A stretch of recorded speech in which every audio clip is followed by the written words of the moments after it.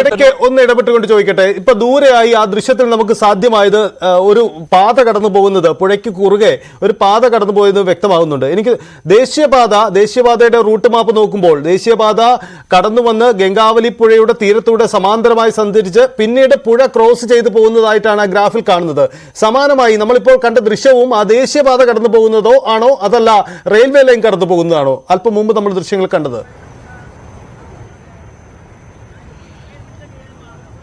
സഹിത അത് ദേശീയപാത കടന്നു പോകുന്ന ദൃശ്യമാണ്. നമ്മൾ അവിടെ ആ വഴി തിരിഞ്ഞ് നേരെ താഴോട്ടാണ് ഈ അഴിമുഖത്തേക്ക് എത്തിയത്. ആ ദേശീയപാതയുടെ ആ വഴി തന്നെയാണ് നമ്മൾ ഇങ്ങോട്ടേക്കും വന്നത്.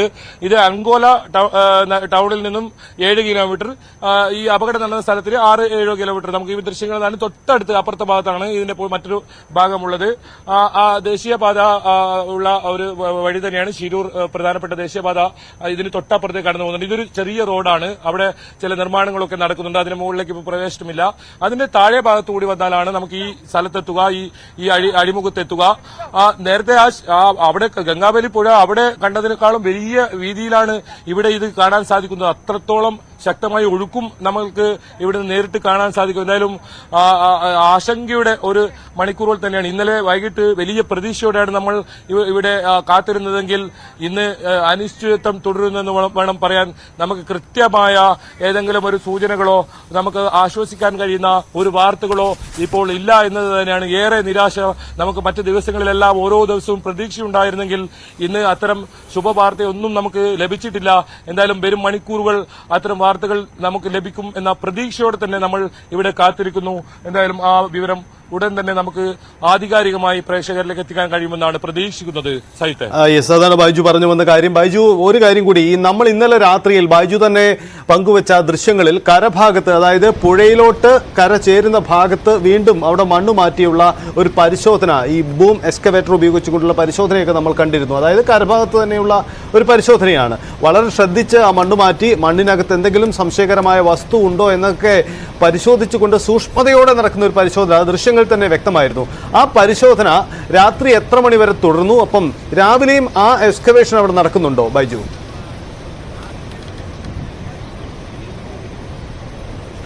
സഹിത്തെ കരഭാഗത്ത് നിന്നും 50 മീറ്റർ മാത്രം മാറിയാണ് ഇപ്പോൾ അർജുനന്റെ ട്രക്ക് ഉള്ളത്. അതിന് തൊട്ട് സമീപത്തുള്ള മണ്ണ് നീക്കുന്ന പ്രവൃത്തികളാണ് ഈ ബൂം മെഷീൻ ഉപയോഗിച്ച് കരയിൽ നിന്നും ഇത്തരത്തിൽ ബൂം മെഷീൻ ഉപയോഗിച്ച് നടക്കുന്നത്. 2 ബൂം മെഷീനുകളാണ് നിലവിലെത്തിയിട്ടുള്ളത്. എന്തായാലും ഇന്നലെ രാത്രി വളരെ വൈകി ഈ പരിശോധന തുടരാൻ പറ്റിയില്ല. ഈ യന്ത്രങ്ങളൊക്കെ ഇന്നലെ നിർത്തേണ്ട അവസ്ഥ, കാരണം വളരെ പ്രതികൂലമായ കാലാവസ്ഥയായിരുന്നു. ഇന്ന് രാവിലെ 7:15 തന്നെ ഈ രക്ഷാപ്രവർത്തനം ആരംഭിച്ചിരുന്നു.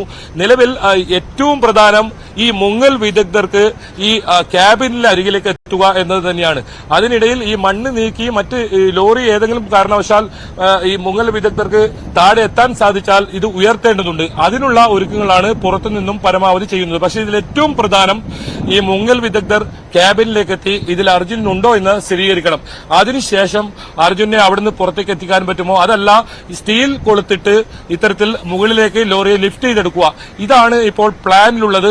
പുതിയ ആക്ഷൻ പ്ലാൻ തയ്യാറാക്കുന്നുണ്ട് എന്നാണ് ജില്ലാ ഭരണകൂടം വ്യക്തമാക്കിയിരിക്കുന്നത്. അങ്ങനെയാണെങ്കിൽ അതെന്താണെന്നുള്ള കാര്യത്തിൽ വരും മണിക്കൂറുകളിൽ മാത്രമേ നമുക്കൊരു വ്യക്തത വരൂ. ഏതായാലും കേരളത്തിൽ നിന്നുള്ള 2 മന്ത്രിമാർ, അതായത് കെ ശശീന്ദ്രനും മുഹമ്മദ് റിയാസും ഉച്ചയോടുകൂടി എത്തുമെന്നാണ് നമുക്കറിയാൻ സാധിച്ചത്. ഈ സംഭവ സ്ഥലത്തേക്ക് അവർ വരുന്നുണ്ട്.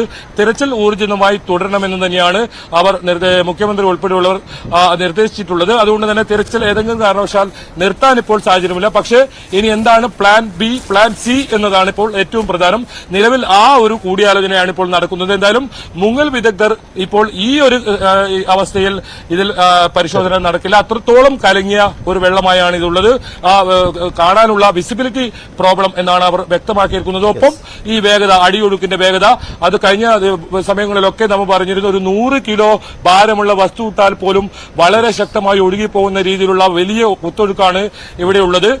ഈ നമുക്കറിയാം, നേരത്തെ പറഞ്ഞ പോലെ തന്നെ കൊങ്കണിലെ മുഴുവൻ പുഴകളും സംഗമിച്ച് ഇത്തരത്തിൽ കടലിലേക്ക് എനിക്ക് പിറകിൽ കാണുന്ന ഈ സ്ഥലത്തേക്ക് പതിക്കുന്ന ഒരു സാഹചര്യമാണ്. അതുകൊണ്ട് തന്നെ എത്രത്തോളം ശക്തി, വേഗത എന്നത് നമുക്കറിയാവുന്നുള്ളൂ. മാത്രമല്ല മഴ വീണ്ടും പെയ്തുകൊണ്ടിരിക്കുന്ന സാഹചര്യം. നിലവിൽ ഇപ്പോൾ മഴ ഇല്ല എന്ന് പറയാം. പക്ഷേ ഏത് സമയത്തും മഴ വരാം. അതാണ് ഇവിടുത്തെ കഴിഞ്ഞ ദിവസങ്ങളിലെല്ലാം കാലാവസ്ഥ കാലാവസ്ഥ നമ്മൾ കണ്ടതും അതിശക്തമായ മഴ, ഒരുപക്ഷെ ശക്തമായ കാറ്റ്, നമുക്ക് കുടപിടിച്ചു പോലും നിൽക്കാൻ കഴിയാത്ത രീതിയിലുള്ള വലിയ കാറ്റ്, അത് ഏതായാലും പ്രതികൂലമായി തന്നെയാണ് ബാധിക്കുന്നത്. നിലവിൽ ഇതാണ് കാലാവസ്ഥ, അനുകൂല കാലാവസ്ഥയാണ്. ഇതേ കാലാവസ്ഥ ഒരു 3-4 മണിക്കൂർ തുടരുക ചെയ്താൽ ഒരു പക്ഷേ ഈ വെള്ളത്തിലെ ഒഴുക്ക് കുറഞ്ഞേക്കാം. അങ്ങനെയെങ്കിൽ മുങ്ങൽ വിദഗ്ധർക്ക് ഈ ക്യാബിൻ അരികിലേക്ക് എത്താനും സാധിക്കും. സൈറ്റ് അതാണ് സാഹചര്യം. ബൈജു